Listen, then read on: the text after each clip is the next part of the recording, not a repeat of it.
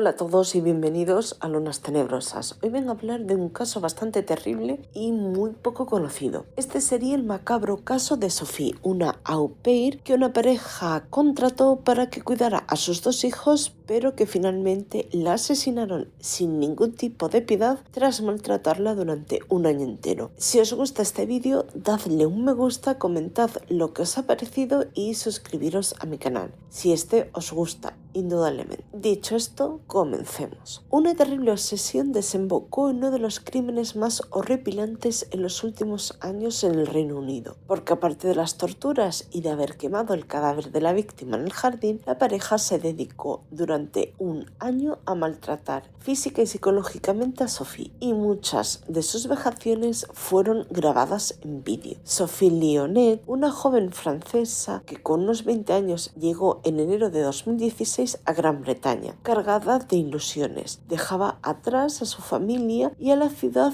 de Troyes, en Francia, creyendo que iba a aprender muy bien inglés y viajar un poco. Su destino era la mágica y cosmopolita Londres, donde haría de niñera de dos pequeños en una casona inglesa con jardín. Pero todo salió mal y Sophie cayó en el lado más oscuro del mundo que ansiaba conocer. Sophie era hija de un jardinero llamado Patrick Lionet y de Catherine de Vallon, actualmente ambos divorciados. Sophie había nacido en el municipio al noroeste de Francia, en una zona rural. Creció entre Auxerre y Sens, en una familia de origen humilde. Amaba los caballos, patinar sobre hielo, los juegos de vídeo y el cine. Desde muy pequeña demostró tener un alma bastante altruista. Le preocupaban los niños, los animales y el cambio climático. Por eso participaba en un grupo que producía documentales sobre cuestiones sociales y políticas de Europa. Eso incluía los derechos de los animales, el cuidado de los perros abandonados, tratar de conseguir una ley para evitar que se le disparase a los pájaros, detener el comercio del marfil para terminar con la matanza de elefantes, entre otras situaciones. Decía que su gran batalla era combatir todo tipo de violencia. Irónicamente, Sophie no podría pelear por su propia vida. La pareja que contrató a Sophie Lionet vivía en un barrio elegante de Londres en una casa de unas 900.000 libras. Eran ricos y glamurosos y tenían dos pequeños hijos que no daban realmente trabajo. Ella sintió que ese ambiente era perfecto para comenzar con su sueño de estudiar inglés y viajar,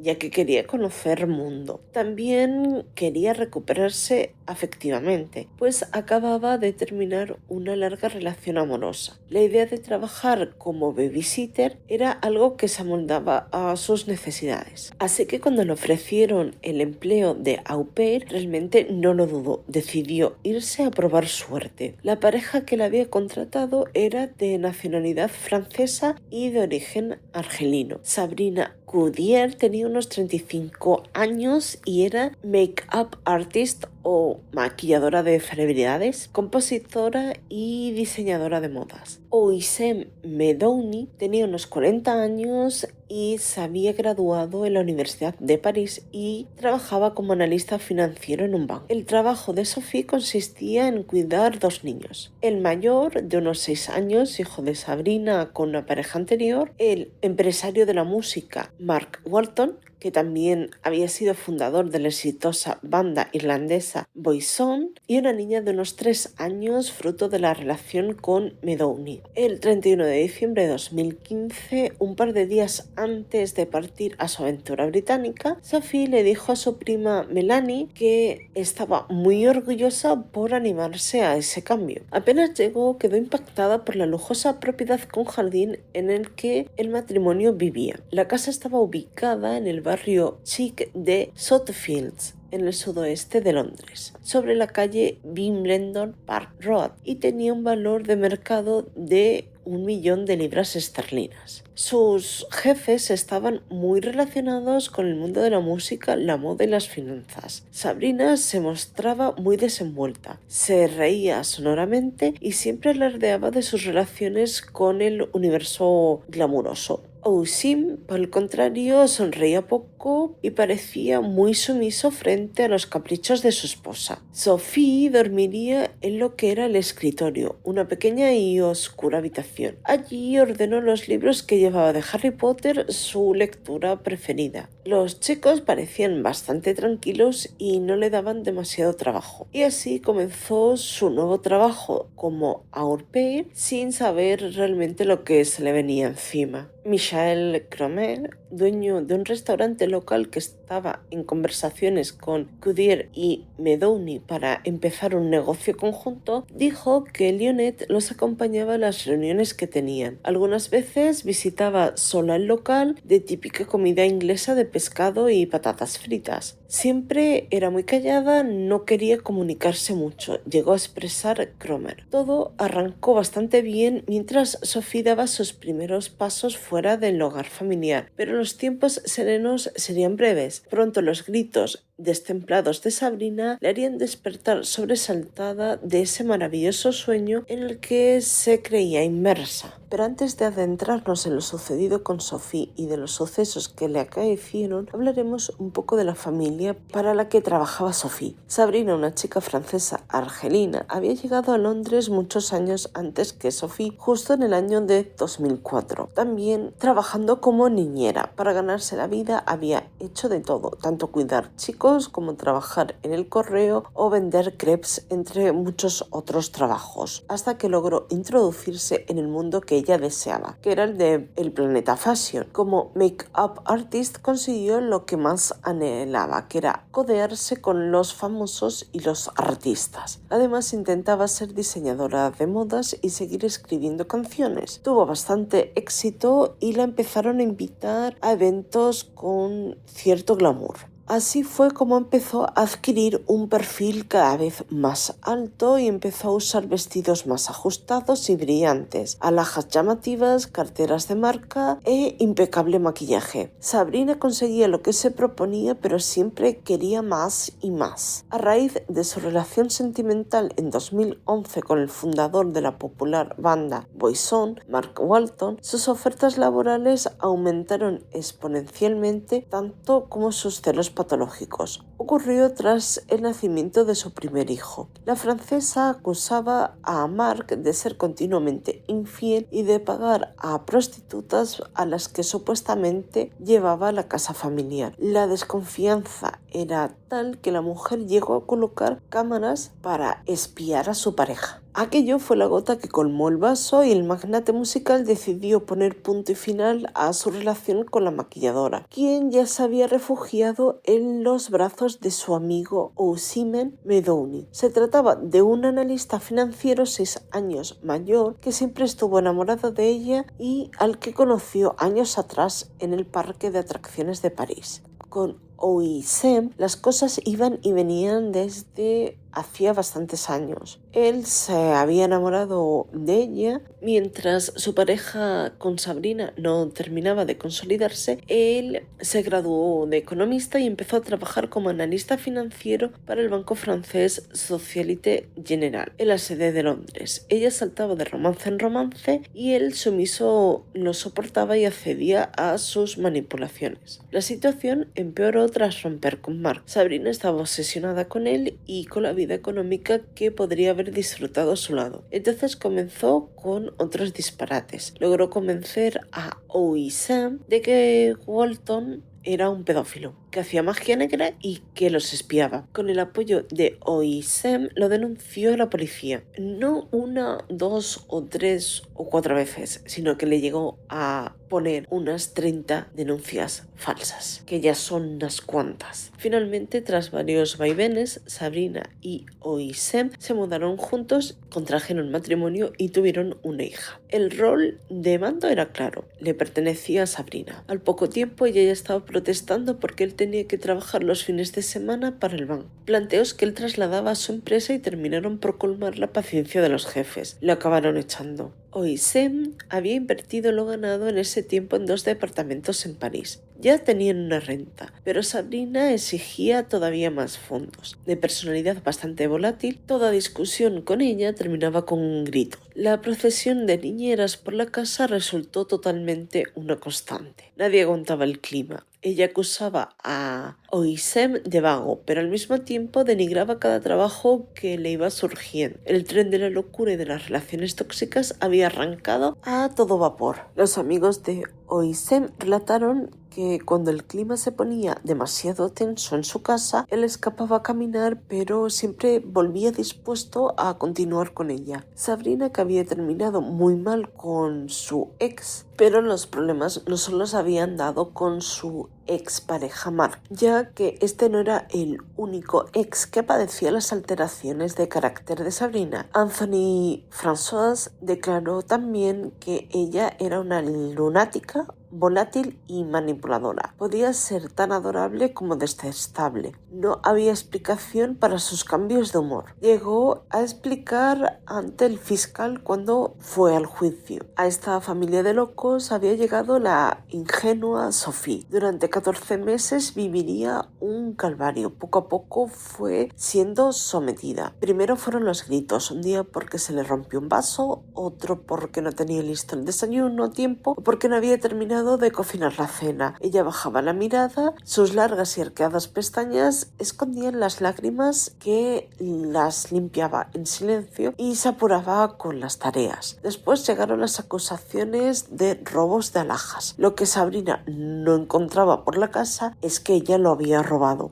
Los gritos entonces dieron paso a los bofetones y a los tirones de pelos. Sophie no reaccionaba, lloraba en su cuarto y se tragaba la angustia. Cada vez les temía más, sobre todo a Sabrina y a sus arranques de histeria. Esa furia incontrolable la paralizaba. Por último, empezaron los castigos, como por ejemplo que la dejasen sin comer. Sophie perdía peso semana a semana. Se transformó en una sombra gris que le deslizaba temerosa de ser descubierta. Además, Sabrina le había sacado el pasaporte y, por supuesto, había dejado de pagarle. Sophie había perdido la alegría y la libertad. No tenía a quién recurrir. Su carácter manso le estaba jugando en contra. A su padre, Patrick, le llegó a decir que tenía pensado volver porque había demasiadas tensiones en dicha casa. La última noticia que tuvo de su hija fue una postal que le envió en julio de 2017. No supuse que fuera realmente tan grave si no hubiera ido a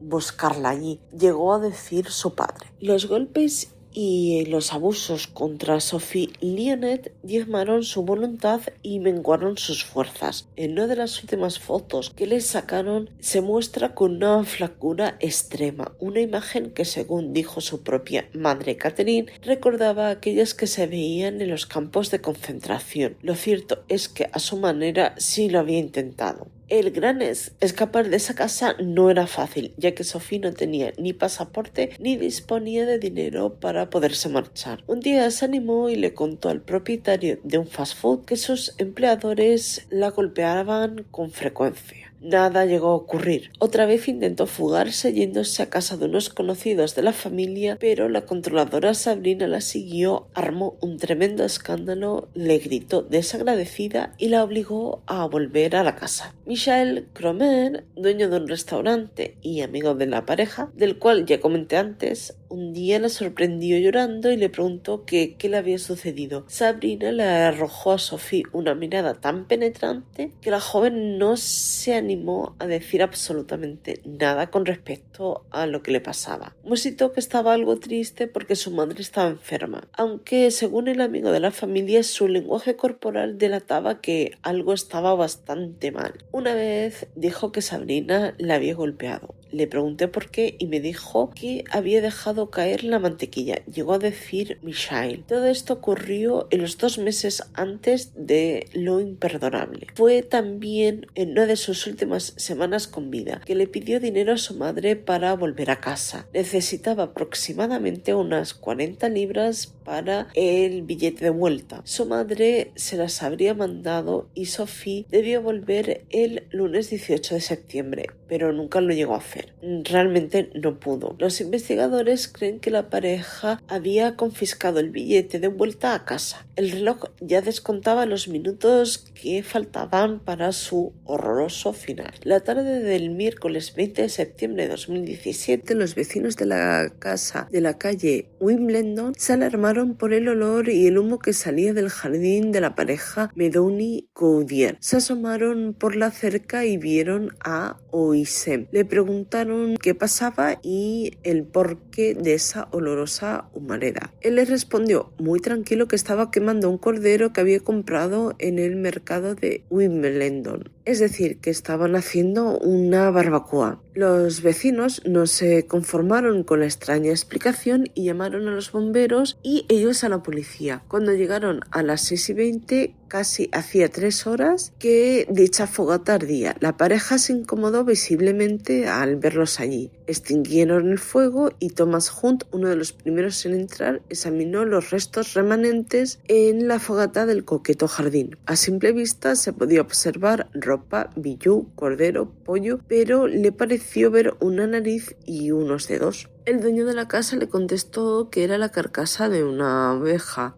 Hunt realmente no le creyó el cuento. Siguió mirando con cuidado y descubrió unas gafas derretidas. Además, los restos de cordero y de pollo no podían disimular el penetrante olor a carne humana. Los vecinos habían acertado en llamarlos. Si hubieran esperado 1 hora más, la hoguera lo hubiera consumido todo y los anteojos no hubieran delatado el siniestro crimen. Habían matado a Sophie. De ella solo quedaban negros despojos y cenizas. Sabrina y Oisem fueron detenidos, pero fue durante el juicio, que se celebró entre marzo y mayo de 2018, que pudo reconstruirse parte del calvario de Sophie y de lo que ocurrió ese día. Ante el jurado se reprodujeron más de 8 horas y media de escalofriantes vídeos recuperados de los móviles de los acusados. Habían sido grabadas pocas horas antes del asesinato de Sophie. La joven Sophie Lionet había sido interrogada y torturada por el cruel matrimonio. En las imágenes se ve a una joven totalmente demacrada y aterrada, ansiosa por cooperar y decir todo lo que sus torturadores querían con tal de que finalizase lo que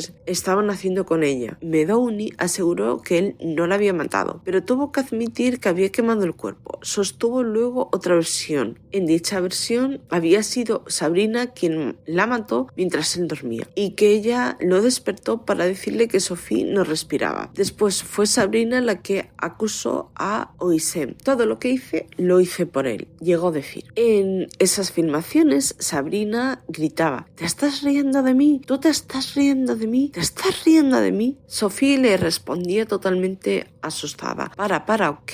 Pero Sabrina seguía con furia: no te rías de mí, no me hables con palabras dulces. Y posteriormente le agregaba a su marido: ¿ves que es un monstruo? Tienes un monstruo aquí. ¡Abre tu maldita boca! Y posteriormente se volvía a Sophie para gritarle: ¡abre tu maldita boca! ¿Dónde es la casa que Mark te llevó? ¿Quieres ir a prisión? Estate preparada para 40 años en prisión. Cierra tus ojos por 1 minuto, ¿ok? Imagínate a ti misma cada día en una jaula como un animal con otra gente dentro. Esto no es para reírse. ¡Con pedófilos! Lo que Sabrina intentaba arrancarle era la confesión de que Sophie era cómplice de su expareja Walton. Así luego ella podía extorsionarlo con esas declaraciones y sacarle dinero. Y no solo eso, sino que también tenía una relación amorosa con él. Insistían en que la niñera había facilitado la entrada de Walton a la casa de la pareja en el suburbio de Londres para drogar y abusar sexualmente de los ocupantes. Horas de vídeo grabadas por Goudier y Medoni a lo largo de varios meses mostraban a una horrorizada Lionet también siendo acusada acusa de ser una pedófila y una espía. Después de ser amenazada con violación, prisión y más violencia, la joven finalmente llegó a confesar haber tenido una relación con Walton, un hombre al que nunca conoció, según el testimonio de este último. Frente al jurado, Sabrina no mostró ningún arrepentimiento por todos sus actos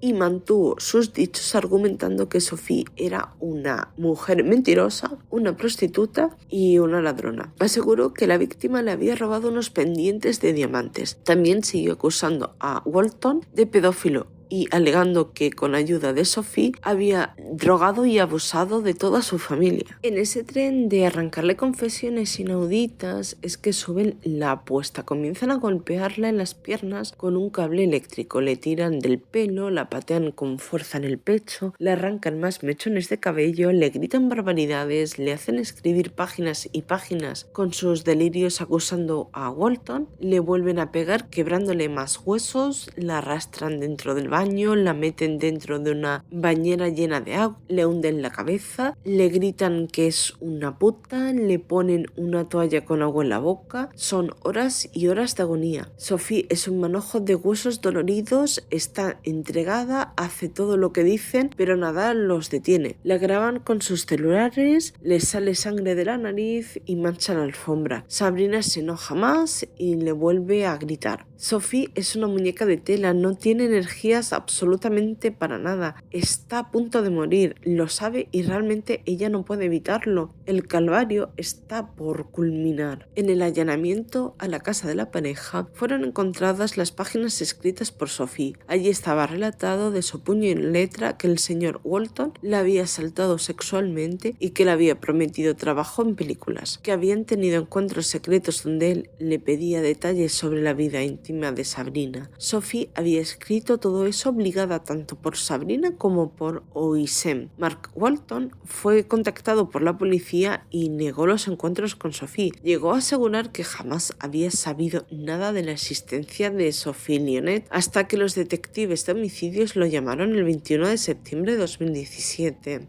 Para ser interrogado por este tema. La autopsia realizada sobre los pocos restos calcinados de Sophie reveló que tenía la mandíbula rota, el esternón partido y 5 costillas fracturadas. Esto había ocurrido entre 36 horas y 3 días antes de su muerte. La causa exacta de su deceso no se pudo llegar a establecer, aunque los peritos creen que falleció ahogada en la bañera. Tampoco es seguro el día de su muerte. Se llegó a especular que antes de quemar su cuerpo, ese 20 de septiembre, podían haber tenido escondido muchas horas su cuerpo sin saber qué hacer realmente con él, ya que no sabían cómo deshacerse de dicho cuerpo. Durante el juicio en Old Bailey, el Tribunal Penal Central de Inglaterra y Gales, se supo que Sabrina era la dominante de la pareja. Ella convenció a Mahoney de que Sophie practicaba magia negra y que se había liado con la madre de su ex en contra de ellos. Como ya hemos dicho, Sabrina no mostró arrepentimiento por sus actos y mantuvo sus dichos argumentando que Sophie era una mentirosa, una prostituta y una ladrona. Amigos de Walton contaron que una vez lo había denunciado por abusar sexualmente de un gato, aunque no tenía uno, y los vecinos dijeron que solía reclamar por el ruido que hacía Walton y sus amigos volando en el helicóptero sobre su casa. Algo bastante extraño, hay que reconocer. Mark Walton, que había tenido una relación bastante tempestuosa con la acusada, ni siquiera vivía en Gran Bretaña, para la época en la que Sabrina lo acusaba de tantas cosas insólitas. Todas esas negras fantasías habitaban en la mente perturbada de Sabrina y por osmosis en la de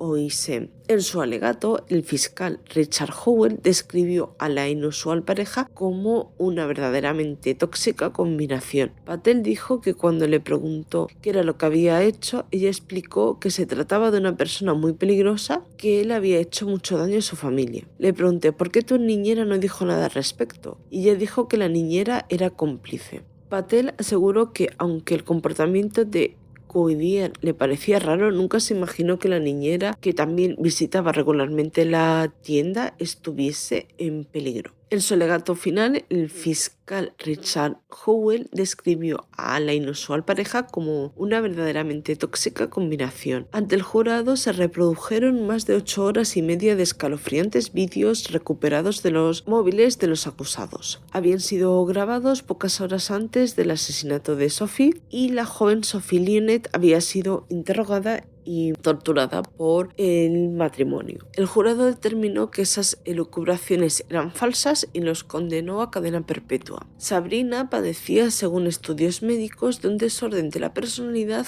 y también padecía depresión, pero esto no la eximía de culpa alguna, ya que era capaz de diferenciar perfectamente lo que estaba bien y lo que estaba mal, por lo tanto era imputable. El fiscal Richard Howell esgrimió en el estrado que Sophie estaba presa de una pesadilla doméstica y que era particularmente ingenua y vulnerable. Concluyó que los acusados quemaron el cuerpo en el jardín de su casa con la esperanza de que nunca nadie pudiera recuperar los restos. Su idea era explicar la desaparición inventando que ella había abandonado su empleo, pero su malévolo plan fue frustrado gracias a la combinación de un vecino y unos bomberos que quisieron averiguar más y llamaron a la policía. Medowney tuvo que reconocer que Sabrina solía volverse bastante irascible. Relató que un día en junio de 2017 se había enojado con Sophie mientras ésta cocinaba. La agarró del pelo y parecía que le iba a pegar. Le dije que eso era un delito y que no debía hacerlo más. Tuve la sensación que todo estaba yendo demasiado lejos. Debió admitir que había encubierto la inestabilidad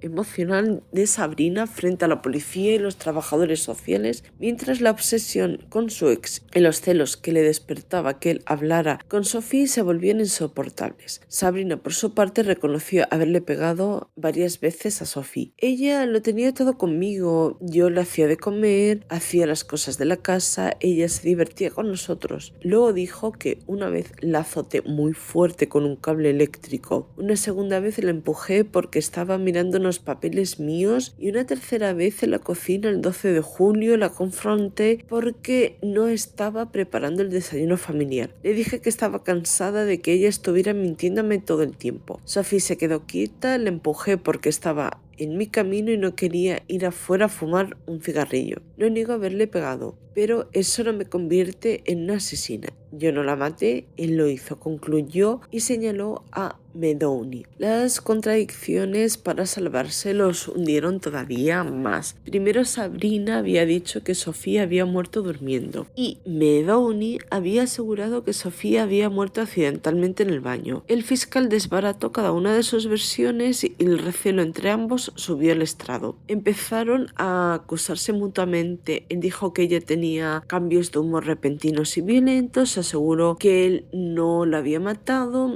pero que tuvo que admitir que había quemado el cuerpo. Medowney sostuvo luego otra versión, que había sido Sabrina quien la mató mientras él dormía y que ella lo despertó para decirle que Sofía no respiraba. En su declaración anterior había dicho algo muy distinto, que la había empujado en el baño y ella se había golpeado quedando inconsciente y que había tratado sin éxito de resucitarla. Después fue Sabrina la que lo acusó a Oisem. Todo lo que hice lo hice por él. No se pudo establecer el orden exacto de cómo sucedieron las cosas, ni quién hizo qué. Solo ellos lo saben, pero el orden realmente no cambia nada. Sophie fue víctima de un asesinato brutal. Hubo un testigo no identificado, ubicó a los acusados en el baño en el momento en que todo ocurrió. Ese testigo tan resguardado podría ser uno de los hijos de Sabrina, de quienes nada trascendió. Si falta algo más para seguir escandalizando al tribunal, Sabrina lo aportó, ya que llegó a contar sollozando un supuesto terrible suceso, que Medowney la había obligado a tener relaciones sexuales al lado del cuerpo, sin vida de Sophie. Los padres de Sophie sabían poco o nada de lo que estaba ocurriendo con su hija. Ella apenas dejaba traslucir algo en sus llamadas y cartas. Cuando Catherine supo que Sophie no estaba del todo conforme con su trabajo, le pidió que volviera a Francia, pero no llegó a convencerla. Catherine realmente no tenía idea de la gravedad de la situación. Ellos la golpearon, le hicieron pasar hambre y la golpearon hasta que no pudo pelear más. Ellos le quitaron su dignidad y finalmente la vida de una manera dolorosa mientras peleaba aterrada por su último aliento en ese baño. Son dos monstruos. Ningún dios podrá jamás perdonarlos por lo que le hicieron a mi hija. Catherine no puede olvidar las últimas fotos de su hija viva y consumida hasta los huesos, y las de la pira con sus restos. No querría haberlas visto jamás. Patrick, el padre de Sophie, aseveró que lo ocurrido está más allá de la comprensión y es imperdonable. Jamás perdonaré a los salvajes que la mataron. Trato de recordarla como la vi la última vez, feliz y sonriente, pero muchas veces no puedo bloquear el horror de lo que sé que le hicieron. La voz que recordaba de ella diciéndome que me amaba, que me extrañaba, fue reemplazada por el sonido de las grabaciones, de la voz